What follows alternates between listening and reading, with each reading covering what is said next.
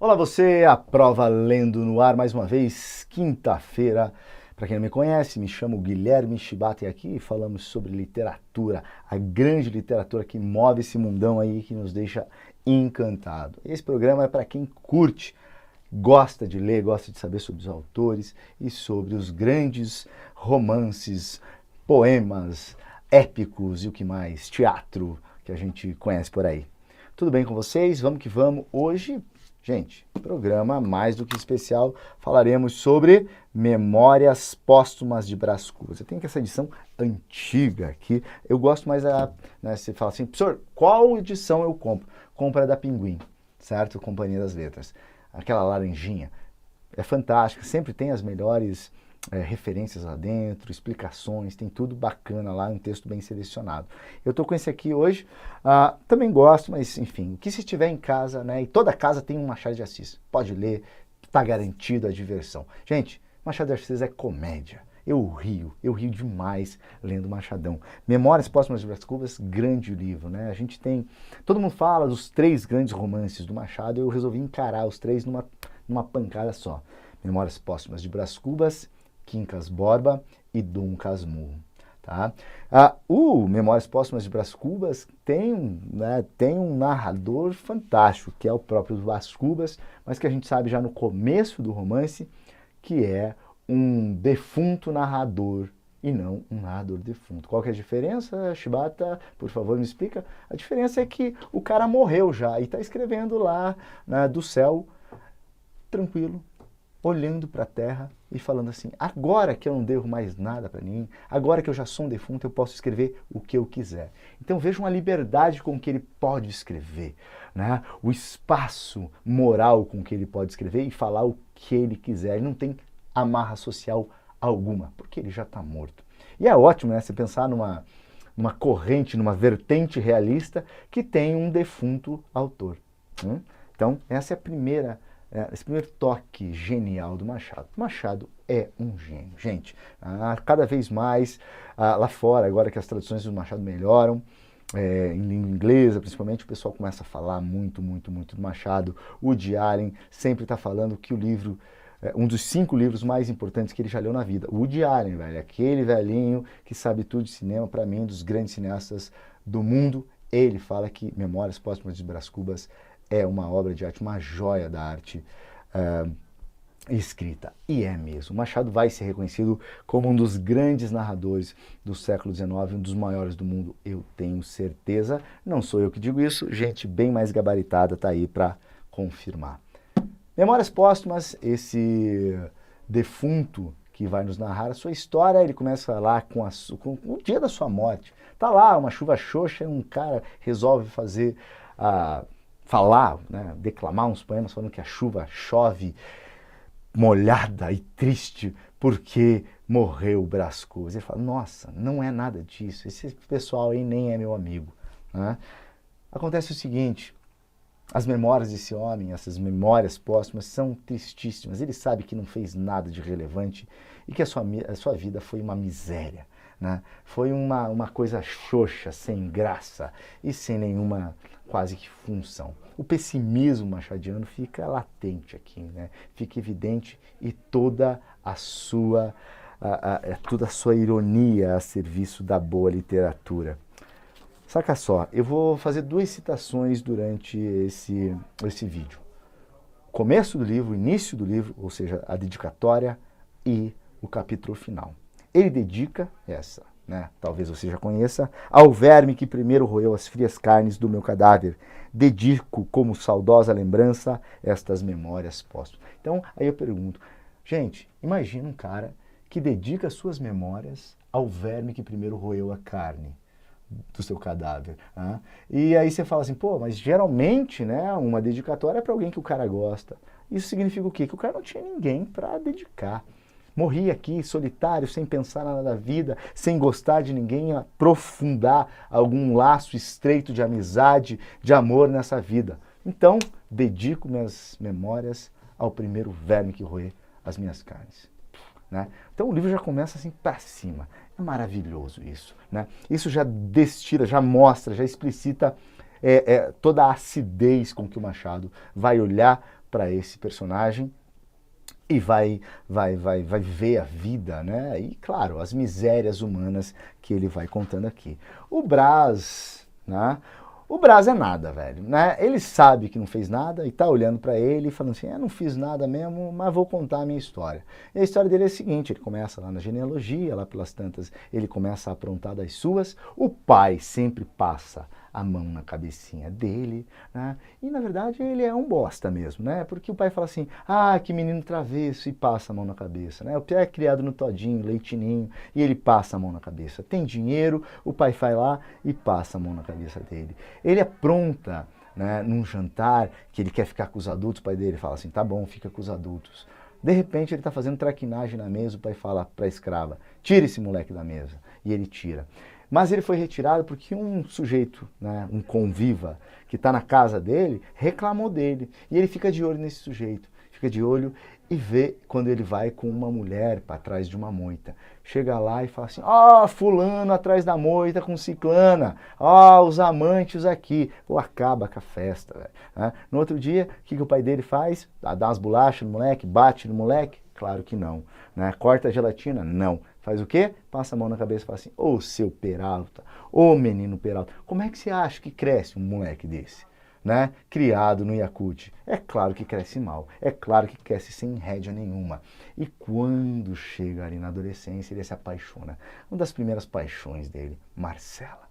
Certo? Marcela é uma espanhola, envolvente, ele fica seduzido por ela e gasta dinheiro, dá joia, dá roupa, paga jantar, gasta dinheiro. A mãe reclama com o pai, fala, esse menino não está gastando muito dinheiro? O pai fala, não, fica tranquilo, eu já tive essa idade. São coisas dos homens, são coisas da juventude. Deixa o menino gastar dinheiro. E ele gasta mais dinheiro, gasta dinheiro. Até o pai acha que ele está gastando muito dinheiro, fala assim, menino, eu não estou te criando para ser um Zé Ruela. Para ser um Zé Mané. Toma jeito, eu vou te mandar para estudar em Coimbra. Vamos lembrar que todo cara bem nascido no Rio de Janeiro ia para Coimbra estudar direito. Né? E depois vinha retomar algum lugar na burocracia brasileira. Ele está destinado a isso. E ele fica branco, fala assim, não, imagina, eu gosto da Marcela, não quero ir para Coimbra. Vai lá e fala com a Marcela, Marcela, vamos comigo para Coimbra. E o que você acha que a Marcela vai fazer? Vai falar, olhar bem nos olhos dele e vai falar pela primeira vez na vida dele, não vou. Mas vamos, né? Você não gosta de mim? Eu gosto, mas é que não dá para ir. Mas o que você tem que fazer? Não, tem que fazer uns negócios aí, umas coisas sem importância. Aí ele fica indignado, ele fica que nem um garotinho mimado, o que ele realmente é, fica que nem um bebê chorão, falando assim, vamos, vamos. E o legal é que quem está narrando é ele próprio, olhando para ele, vivo lá, jovem, fala assim, imbecil, né? Você está de joelho, não fica de joelho, né? Imagina, você está se humilhando. Mas ele sabe que é aquilo que ele tem que fazer, por quê? Porque ele é mimado. Bom, ele fica super desapontado com aquela resposta e para descontar a raiva vai até a joalheria e compra a joia mais cara para Marcela. 3 diamantes. Dá para ela e fala assim, toma, tá aqui, vamos comigo. Os olhos de Marcela brilham. E ele sabe que não é por ele. Sabe que é pela joia. Mas e daí? Né? Quando o cara é mimado, ele só quer que cumpram o desejo dele. Se o desejo dele está sendo cumprido, tudo bem. Ela fala, tudo bem, eu vou com você. Ele fala assim, claro, vamos, eu banco a viagem, eu banco a sua vida. Ela fala, tá bom, eu vou. Mas nesse dia o pai dele pega ele de emergência, bota no primeiro navio e joga esse piá em alto mar. Vai embora, vá para Portugal, sai daqui, pelo amor de Deus, né? E ele vai. Esquece, Marcela. Estuda bem mal, né? Fala assim, não me esforcei muito, mas os caras me davam nota, eu ia passando, me deram diploma e eu voltei. Ele volta hipocondríaco, né? O conhecido hipocondríaco que vai, né, matá-lo depois. Ou seja, o cara acha aonde ele vê doença e procura algum remédio, alguma solução. Lá pelas tantas, o pai dele vai visitá-lo. Ele está numa casa ao lado do Rio de Janeiro, uma cidadezinha. Fala assim, meu filho, eu te criei, gastei dinheiro com a tua educação, né? E eu quero vê-lo um deputado, quem sabe senador, quem sabe um ministro, um ministério para você, Brás Cubas. Ele fala, pode ser, né? Mas não sei, né? Meu filho, o que é isso, meu filho? Força, né? Eu não te criei para ficar aqui com a cabeça baixa, levando pancada da vida. Vamos, volta para casa, recupere o ânimo e vamos viver. Inclusive, eu encontrei uma moça que pode ser uma noiva sua. Uma tal de Virgília. Ah, Virgília, certo? Ele vai conhecer a Virgília. Olá, né, Virgília, tal, Virgília, abraço. Ele até gosta dela, mas vai ficar com orgulho ferido porque ela não escolhe casar com ele. Escolhe casar com Lobo Neves. Lobo Neves é um sujeito mais ambicioso que o Brás Cubas. Basicamente eles querem a mesma coisa, mas o Lobos Neves... desculpa, Lobos não. Lobo Neves tem mais garra, tem mais vontade de ir lá. Também, trambiqueiro, né? 171. Mas ele vai lá e faz. Ele sonha e quer, e corre atrás, e quer, né, chegar lá. E ela acaba casando com ele. Mas não demora muito tempo, os dois se reencontram e ela acaba ficando amante do nosso Brás Cubas. Foi a mulher que mais balançou o Brás Cubas. Então, Virgília e ele têm um relacionamento escondido. O famoso triângulo amoroso do Machado. Sempre, sempre, né, recorrentemente aparece nos livros e nos contos machadianos. Dona Plácida, uma velha, né, uma velha empregada, vai ser a mulher que vai acobertar o caso dos dois. Ela vai estar numa casinha lá e vai dar guarita para os dois viverem o amor deles por longos anos nessa casa. No começo a velhinha falou assim, imagina que eu, uma mulher de família, vou acobertar esse tipo de escândalo. Mas o Brás Cubas dá um dinheirinho para ela, os olhos dela brilham e ela fala, tudo bem, né? Já que vocês se amam, não tem problema, podem ficar juntos. Então veja, o Machado sempre tratando a gente de forma bem, né, bem rigorosa, e falando assim, não escapa um, não escapa um. Né? Você deu dinheiro, você sacaneou, é você que está, né, sendo julgado.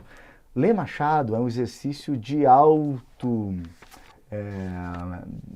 autoflagelo, basicamente, né? Você ri de si mesmo, né? Então, ler Machado, eu falo para os alunos, é abrir um espelho, um livro com um espelho, e você olha para você mesmo.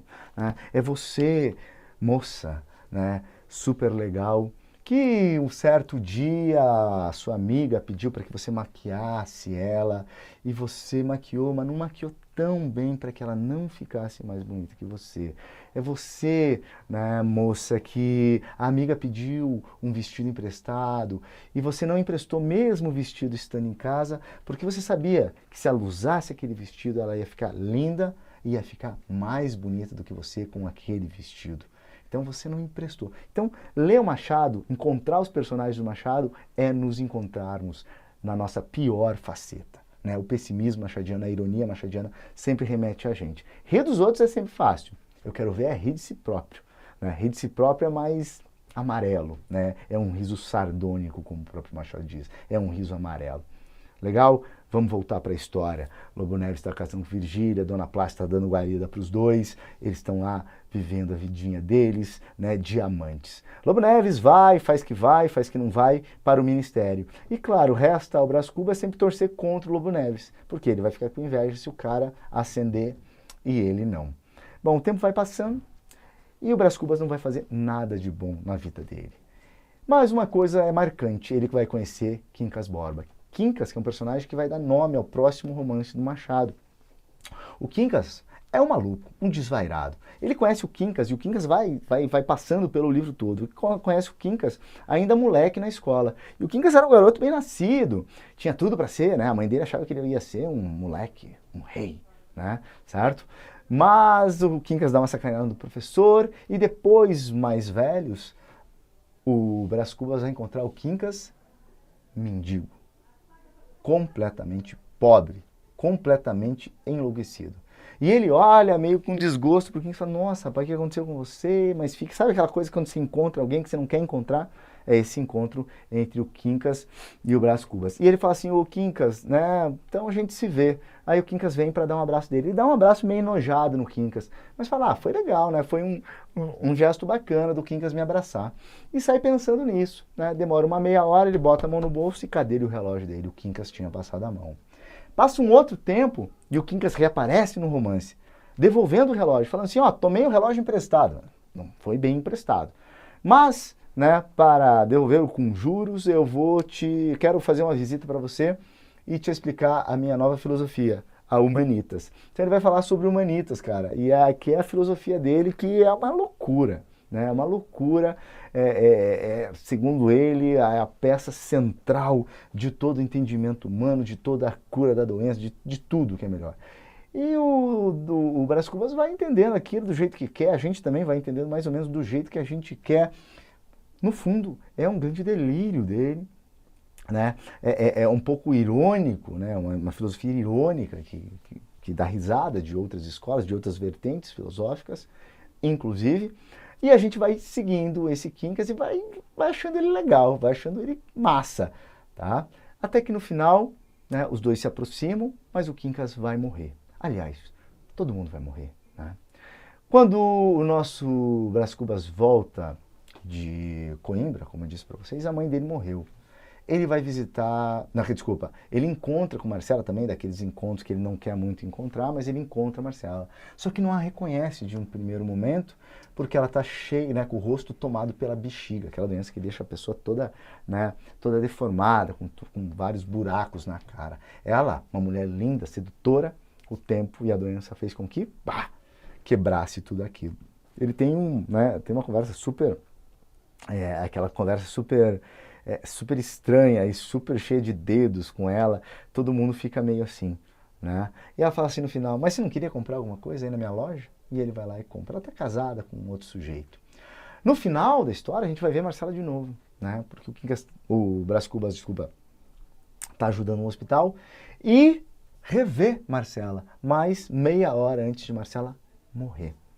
Outra personagem que ele vai morrer, e eu estou falando isso porque o final da história é uma sequência de mortes, todo mundo vai morrendo, Quincas morre, Marcela morre, né? E outra pessoa que morre é Eugênia. Não contei ainda sobre Eugênia, mas Eugênia é a filha da moça da moita. Lembra que eu contei da história da moita? Que ele fala assim, o cara lá com a mulher na moita tal. Essa é a flor da moita, é assim que chama o episódio, né? O capítulo. A flor da moita. E ele vai falar que ele foi visitar essa mulher que tinha cuidado da mãe dele, que ele um dia sacaneou naquela festa, antes da mãe morrer, né? Quando a mulher, a mãe da flor da moita, cuidou da mãe dele. Ele vai visitar essa mulher e fala assim, olá, tudo bem, tudo bem? E vai tomar um café com ela e conhece a filha dela, a flor da moita. Eugênia. Fica encantada por ela, fica apaixonada por ela, combina de se encontrar com ela no outro dia. No outro dia ele vem, mas aquele dia ele tinha conhecido ela sentada. No outro dia ele conhece ela andando, porque ela vem recepcioná-lo no portão. Mas ela vem meio mancando, né? E aí ele dá aquela fora máxima, né? Ele fala assim, e aí, coitada, né? Tu tá mancando, né? Machucou a perninha? Ela fala, não, sou manca de nascença, né? Que equivale a você falar, nossa, né, tá grávida, quer sentar aqui no meu lugar? Mas ela fala, não, tô gorda mesmo, certo? Então o Machado tem esse humor assim, né, ácido, né? Não tem outro adjetivo, é ácido, certo? E o melhor é que ele vai explorar esse constrangimento, que é constrangedora a situação, né? Você fala assim, machucou a perninha? Ela fala, não, sou coxa de nascença. Essa é a resposta dela, coxa de nascença. Machucou a perninha? Não, sou coxa de nascença. Um constrangimento, ele quer cavar um buraco na terra e se jogar lá. Mas o que o Machado gosta de explorar é o quê? O Brás, ele, mesmo gostando dessa menina, mesmo pensando nela a noite inteira, você acha que ele vai assumir uma moça, um relacionamento com uma moça dessa socialmente, tendo a moça um defeito, tendo a moça, né, esse problema na perna? É claro que não. E é isso que ele vai explorar, né? Mas mais do que explorar isso, ele te pergunta quase assim, leitor, você encarava isso? Né? Você encarava? Você está falando do Brás Cubas, falar do Brás Cubas é fácil, mas você encarava isso? Você é tão melhor que o Brás Cubas, né? Moralmente? Então veja bem antes de julgar o meu personagem, certo? Bom, falar com o leitor é a especialidade do Machado. Né? O leitor a todo momento provoca você. Fala assim, aí leitor desatento. Quer pular essas páginas? Pula aqui, né? Ele está escrevendo um capítulo, ele vai, e daí ele chega no final do capítulo e fala assim, esse capítulo aqui eu nem sei se eu vou deixar mesmo no livro, né, nas minhas memórias. Não, esse capítulo é ruim. Descartem esse capítulo, né, depois que você lê umas 4, 5 páginas. Então é engraçadíssimo isso, né? Ele tem capítulo que são pontos, né, e no capítulo abaixo ele explicando o capítulo anterior. Tem horas que é melhor ficar calado. Ou seja, os pontos era ele respirando calado. Tá? Então, você gargalha, você vai, cara, eu fico completamente emocionado lendo Machado. Eu já li Memórias de Brás Cubas umas 4, 5 vezes, né? Resolvi reler novamente, muito por conta das aulas, eu gosto de estar fresco com as obras na cabeça quando vou dar aula. Né? Eu gosto muito dos detalhes, de contar bem a história, e eu falei, pô, tá na hora de reler o Machado. Né? Então, peguei lá os 3 grandes e tô mandando brasa. Gente, não percam tempo de vida, né? Vão ler Machado. Não dá para morrer sem ler Machado. É demais. É um gênio na nossa língua, né? A gente não tem muitos. Então, Machado é demais. É para dar risada. Eu falo para os alunos, se você não está lendo Machado e dando risada, você está lendo errado. Você não está lendo direito, tá? Então, procura o Machado e vai. Vai atrás da graça que está ali. É bom demais, é muito inteligente, é muito perspicaz, é muito rápido, ligeiro. Tudo funciona nos romances dele. Brás está indo para o seu túmulo. Ele vai morrer, uma doença lá, né? Mas antes ele estava tentando fazer um emplastro que curaria todas as doenças do mundo. Só que não deu tempo de fazer, ou seja, nem a própria doença ele conseguiu curar e morreu. Todo mundo morre em volta dele. A Eugênia, que eu falei, a Flor da Moita, também vai morrer. Tá? Virgília fica, né? Para acompanhar a agonia dele antes da morte. Aliás, a agonia, tem um capítulo todo da agonia dele, quando ele vai morrer, o delírio. Cara, o delírio dele é muito louco, né? Parece que é um clipe do Pink Floyd. Ele tá lá andando em cima do hipopótamo, daqui a pouco o cara tá piradão, né? Olhando os tempos, os séculos. Cara, maior graça, maior diversão ler isso, certo? E aí, sabe aquele balanço da vida que você tem que fazer? Ele vai fazer. Só que, cara, de forma genial, né? Demais esse final do livro. Então eu falei para vocês que eu ia ler o começo e o fim para vocês. Ele tem um capítulo chamado Das Negativas, tá? E ele vai falar assim, este é o último capítulo, este último capítulo é todo de negativas. Não alcancei a celebridade do emplastro, ou seja, não fiquei famoso por causa do emplastro. Não fui ministro, não fui califa, não conheci o casamento. Não casou, não ficou rico, não ficou famoso. Verdade é que, ao lado dessas faltas, coube-me a boa fortuna de não comprar o pão com o suor do meu rosto. Ou seja, tive essas desgraças, mas por outro lado eu me dei bem também, porque eu era rico, meu pai era rico, fiquei rico também, tive dinheiro e nunca precisei suar para ganhar a vida. Tudo veio fácil na minha mão. Tá? Então veja o que ele acha como positivo na vida dele. Tá? Mas não padeci a morte de Dona Plácida, nem a semidemência do Quincas Borba. Ou seja, não me ferrei como a Dona Plácida na hora de morrer e nem fiquei louco como o Quincas Borba. Somadas a essas coisas, qualquer pessoa imaginará que não houve míngua nem sobra e, consequentemente, que saí quite da vida. Ou seja, ele está falando pra gente, né? Então você que está do outro lado, você está pensando, bom, o cara ficou na boa, ficou no empate, ficou quite com a vida, né? Deu tudo certo para ele. E imaginará mal. E ele vai falar, não, você está enganado. Porque, ao chegar a esse outro lado do mistério, achei-me com um pequeno saldo, que é a derradeira negativa deste capítulo de negativas. Ou seja, velho, eu cheguei aqui, tô morto. Você acha que eu empatei? Não. Eu saí na boa. Eu saí com saldo positivo. E olha por quê.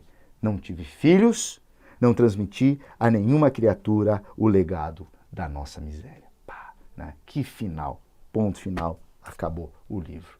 Então, ele começa com aqueles vermes roendo a sua carne e termina com isso. Não tive filhos, não transmiti a nenhuma criatura o legado da nossa miséria. Bom, se você não entende que o Machado é pessimista, não sei mais o que falar para você sobre o pessimismo machadiano. Mas ele completamente atropela a humanidade, sabe? Que a gente deu muito errado e tem muito ainda para errar, certo? A gente, eu, você, né? A gente tem que olhar as obras do Machado como um espelho mesmo, né? Olhando para a gente, para os nossos defeitos, para os nossos problemas emocionais, para os nossos problemas morais, nossa falha de caráter, tudo mais. Olhar para os outros, né, no Facebook é fácil. Sempre falar que os outros estão errados e você está certo, isso é muito fácil. O problema é olhar para a gente, né? E é isso, acho que talvez que a humanidade está faltando, no Brasil principalmente. A gente olhar para os nossos erros e não sempre para os dos outros. Beleza? Tá aí o Machado para tentar sempre nos alegrar ou desesperar, como queiram. Gente, me despeço por aqui. Adoro Memórias Póstumas de Brás Cubas, adoro Machado, a gente ainda tem muita coisa para falar dele e vai falar sobre os outros dois grandes romances que faltaram, Quincas e Dom Casmurro. Certo? Guilherme Shibata, me despeço de vocês, um grande abraço e até a próxima quinta-feira.